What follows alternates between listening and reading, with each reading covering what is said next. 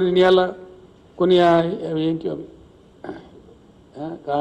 Social media YouTube channel ఈ మధ్య వాళ్ళ వీళ్ళు మీ మీద ఇన్కమ్ ట్యాక్స్ దాడులు చేస్తారు, ఈడీ దాడులు చేస్తారు, ఈడీ కాకపోతే బోడీ దాడులు చేస్తారు. ఎవరంటే నాకు అర్థం కాదు.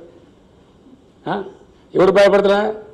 ఈ బ్లాక్ మెయిల్ రాజకీయాలు భయపడతారా? కేసీఆర్ ఇట్లా ఈ ఈడీలకు బోడీలకు ఇన్కమ్ ట్యాక్స్లకు భయపడేదైతే మేము 15 ఏళ్ళు ఉద్యమం చేద్దామా? తెలంగాణ ఉద్యమం మేమే భయపడేది. ఈ ఈడీ దాడులని, సిబిఐ దాడులని, తోక దాడులని బెదిరిస్తే కేసీఆర్ భయపడతాడా? Is it the way? Is this a propaganda? These things do not work everywhere.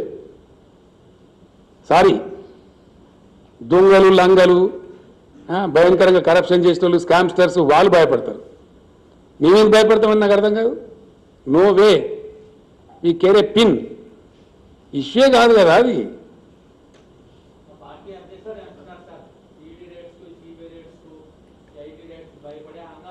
నేను ఏమంటున్నా అంటే హంగామా చేస్తారా?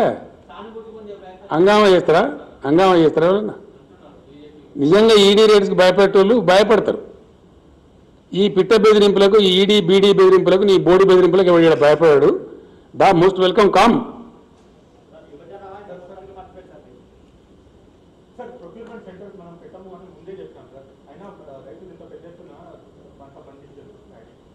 అందుకే కొనమంటున్నావు రాహుల్. మేమే రైతులను పంట తగ్గించే కోసం చెప్తాం కదా. పంట తగ్గించినాం కదా 20 లక్షల ఎకరాలు. ఏవో డిస్కరేజ్డ్ 20 lakh acres తగ్గింది. ఈ మాత్రం వచ్చింది కాబట్టి కొనమంటున్నాం. ఏమన్నా దాంట్లో పెద్ద బ్రహ్మ పదార్థం.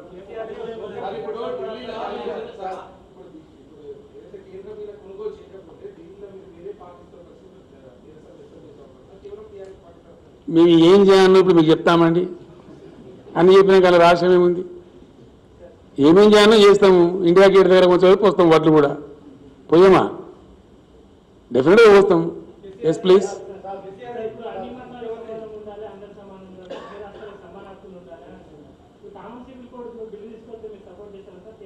అది వచ్చినప్పుడు కదా ఆలోచిస్తాం. ఇప్పుడు ఎందుకు లేనిది నువ్వు ఒకటి కాల్పనిక విషయాలు ఎందుకండి? వచ్చినప్పుడు మాట్లాడదాం.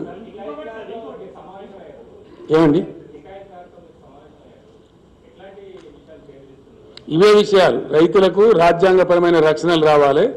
దానికోసం అద్భుతమైన రైతు ఉద్యమాలు నిర్మించాలని నేను వాళ్ళకి సలహా ఇచ్చిన. వాళ్ళు నాకు ధన్యవాదాలు చెప్పారు. దానికోసం రచన కూడా జరుగుతూ ఉంది. మోడీ ప్రభుత్వాన్ని నిద్రపోనీయము. రైతులకు రాజ్యాంగ రక్షణ వచ్చేటువంటి ప్రభుత్వం రావాలి దేశంలో.